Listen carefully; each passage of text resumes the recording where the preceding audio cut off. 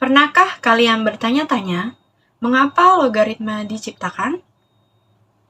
Bayangkan, zaman sebelum adanya kalkulator ataupun komputer, para astronom dan navigator harus melakukan perhitungan benda langit dan orbit planet secara manual.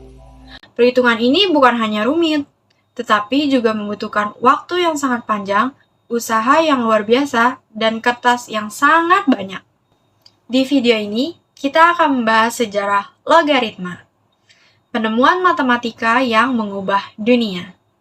Logaritma bukan hanya soal angka, tetapi soal cerita panjang tentang bagaimana manusia menghadapi perhitungan besar di era prakalkulator. Mengapa logaritma diciptakan? Pada awal abad ke-17, masalah utama yang dihadapi para ilmuwan adalah melakukan perhitungan perkalian dan pembagian angka besar. Perhitungan seperti ini sangat memakan waktu, apalagi jika dilakukan secara manual. Pada tahun 1614, John Napier menerbitkan buku berjudul Mirifici Logarithmorum Canonis Descriptio. Dalam buku ini, Napier memperkenalkan logaritma sebagai alat untuk menyederhanakan perkalian menjadi penjumlahan dan pembagian menjadi pengurangan. Gagasan brilian ini benar-benar merevolusi cara orang menghitung. Logaritma berasal dari istilah logarithmos, yaitu gabungan kata Yunani logos yang artinya rasio dan arithmos yang berarti bilangan. Secara harfiah berarti bilangan rasio. Logaritma dikenalkan oleh John Napier melalui tabel perbandingan deret geometri dan aritmatika. Apa itu?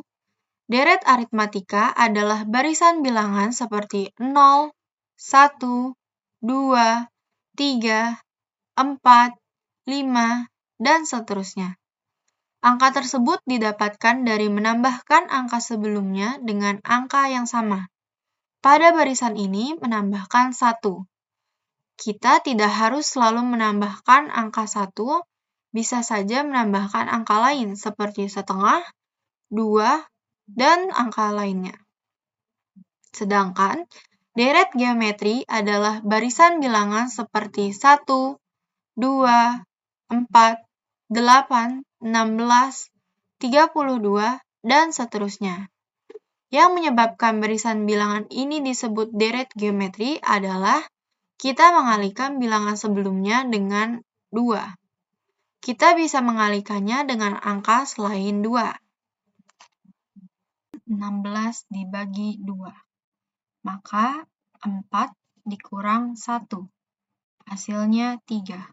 Kita lihat pasangan deret aritmatika 3 adalah 8 di deret geometri. Sehingga 16 dibagi 2 sama dengan 8.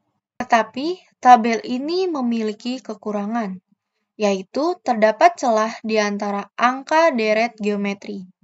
Misalkan, tidak ada angka 3.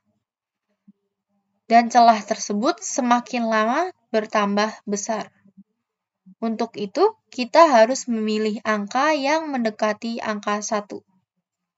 Napier menggunakan bilangan yang lebih kecil sedikit dari angka 1, yaitu 0,9999999.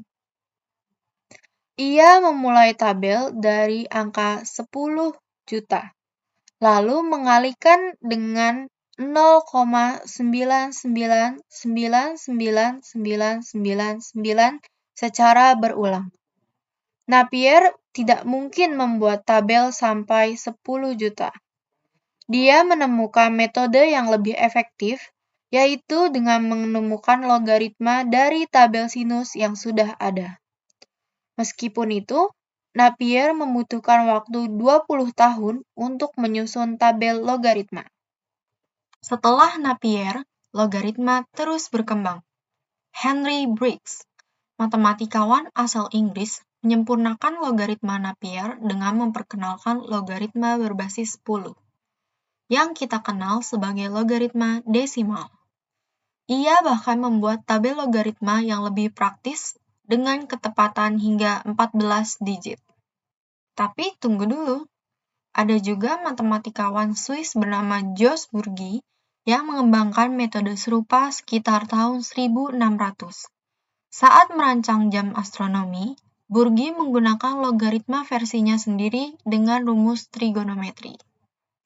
Namun, klaim bahwa Burgi lebih dulu menemukan logaritma hingga kini masih jadi perdebatan.